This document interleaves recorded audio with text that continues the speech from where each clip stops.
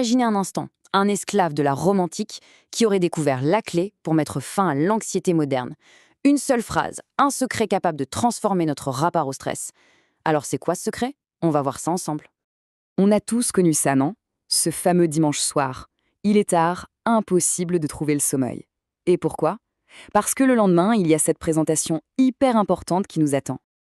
Et là, c'est parti. Le petit vélo dans la tête se met en route. Le festival des « et si ?» Et s'il déteste? Et si la technique me lâche en plein milieu? Pire, et si ça ruine complètement ma carrière? Ça tourne en boucle, encore et encore, sans aucun répit. Et bien sûr, le corps suit. Le cœur qui se met à battre à la chamade, la boule au ventre.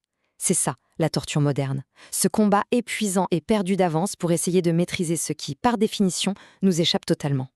Mais au fond, d'où vient cette souffrance? Est-ce que c'est vraiment la présentation le problème? Non.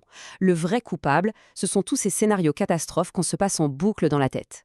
Il est temps de mettre le doigt sur la vraie racine du mal. Et ça, ce n'est pas nouveau. Le philosophe stoïcien Sénèque le disait déjà il y a 2000 ans. Nous souffrons plus souvent dans l'imagination que dans la réalité. C'est ça la clé. La souffrance, on la ressent maintenant, tout de suite, à cause d'un futur qui n'est qu'une pure invention de notre esprit. C'est un peu comme s'infliger une double peine. On vit l'échec une première fois, émotionnellement, dans notre tête, et ensuite, peut-être, seulement peut-être, une deuxième fois si les choses tournent vraiment mal. On paye 2 fois pour une seule éventualité.